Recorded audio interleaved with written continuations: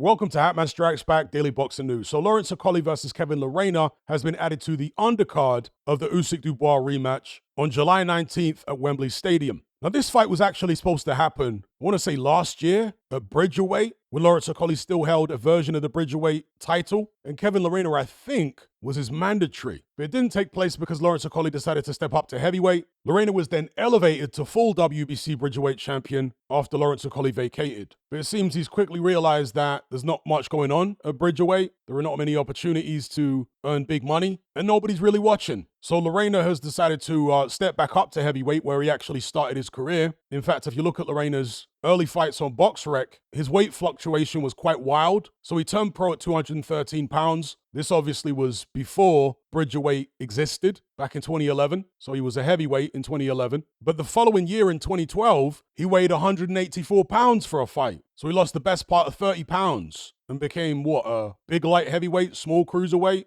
Lerena to me looks like a guy that does a lot of weightlifting. And so I guess he's bulked up over the years. And now he's a pretty solid cruiserweight. He was competing in that weight class up until 2020 when he stopped Firat Arslan. Then he stepped up to heavyweight, beating the likes of Patrick Ferguson, Bogdan Dinu, Marius Wack, before running into Daniel Dubois in a challenge for the WBA regular belt. He managed to drop Dubois several times, but then inexplicably stopped punching and was TKO'd himself in the third. He came back from that defeat with wins over the likes of Riyad Murray and Senad Gashi before losing to Justice Hooney again at heavyweight last year. That's when he stepped down to Bridgerweight and became WBC Bridgerweight champion. So that's Kevin Lerena, 33 years of age, fighting out of Johannesburg, South Africa, 6'1" in height, 74-inch reach. He's an aggressive southpaw, likes to be on the front foot. His alias is the KO Kid, although he's only got 15 KOs in his 31 career wins. I do, however, like to point out that KO percentage isn't always an accurate indicator of how hard a fighter hits. So Lerena's going up against Lawrence Okolie, former two-weight world champion. On paper, you think these guys are a similar size, but I suspect Lawrence Okolie is naturally significantly the bigger man. 6'5" in height, 82-inch reach, fighting out of Hackney in East London, 32 years of age, nicknamed The Source. He's got a record of 21-1, 16 wins by knockout. The sole defeat coming on points to Chris Billam-Smith back in 2023 down at cruiserweight. He won the WBC Bridgerweight title against Lucas Rozansky in May last year with a first-round knockout, and then made his heavyweight debut in December last year with another first-round knockout against an opponent called Hussein Mohammed. Lawrence Okolie is a name that has become synonymous, infamous even, with extremely ugly fights, excessive holding. We've seen it on many occasions in Lawrence Okolie's career. However, to be fair to him, he's also put on some impressive performances, dare I say it, exciting performances. The question is, which one will we get against Kevin Lerena? The Okolie we've seen in his last couple fights, the gunslinger, the knockout artist, or will it be the Okolie of old, the octopus? We're obviously hoping for the former, but I'm a little concerned here, I'm not going to lie. Because Lawrence Okolie is a fighter who is very uncomfortable fighting at mid and close range. He likes to keep everything long, and if he's successful in doing that, if he's able to keep you on the outside without too much trouble, then chances are he's going to deliver an entertaining performance. But if you are able to consistently slip his punches, or block his punches, or take his punches and get close to him, he tends to panic, and that's when all the holding starts. I don't think it's purely because of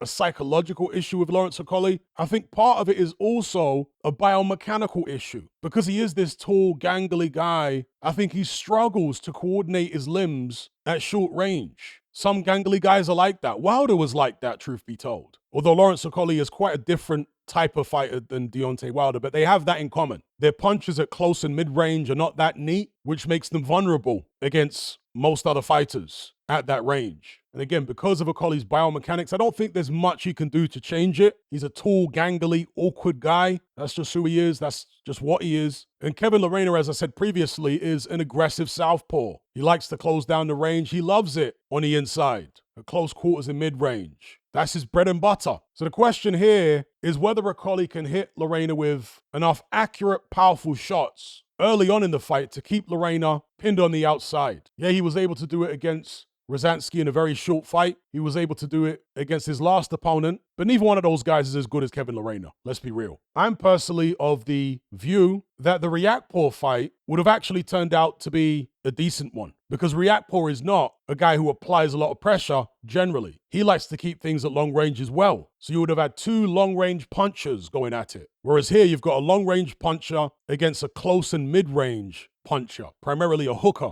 in Kevin Lerena, who's aggressive. He's not going to want to stay on the outside against Lawrence Okolie. He'll be training an entire camp to get close to the man. And he managed to get close to Dubois. Will Okolie really be able to keep him off? Maybe Okolie will have to chin him early, or the fight will descend into a clinch fest. Let's hope not, but I do have some concerns about this fight as far as the style matchup and the way that the styles will gel or not gel. But as for the result, to me, this is a very intriguing one, you know. I almost want to say it's a 50-50. I give Okolie a slight edge. I want to say 55-45.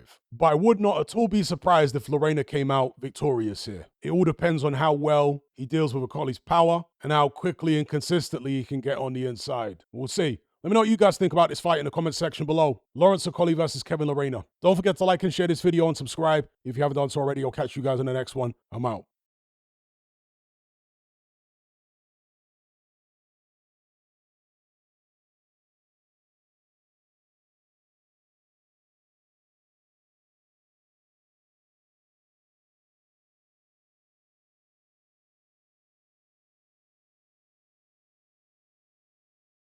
Are you surrounded by mindless bots in human form who adhere to the norm and blindly conform? Who swallow all the mainstream BS and actually ridicule you for questioning things? Do you wish you had more free-thinking individuals in your life to network and converse with? Well, look no further. We're right here. Come and join the Brotherhood of Reason on Patreon. You'll gain access to my weekly topical content where we take deep dives on an endless variety of subjects, as well as my vast back catalogue of podcasts, videos, interviews, movie decodings, and my Confessions of a Nightclub Bouncer series. You'll also get to talk and network with myself and hundreds of other people in our members chat. You can enjoy all this via the Patreon app or on desktop and download all my podcasts in high-quality MP3. There's no contract, no commitment. You can cancel at any time, just like Netflix, but it's a hell of a lot cheaper. Just download the app from the Play Store or the App Store, or simply visit patreon.com on a web browser. Then head on over to my page and select the tier called the Brotherhood of Reason. All the links are in the description box below.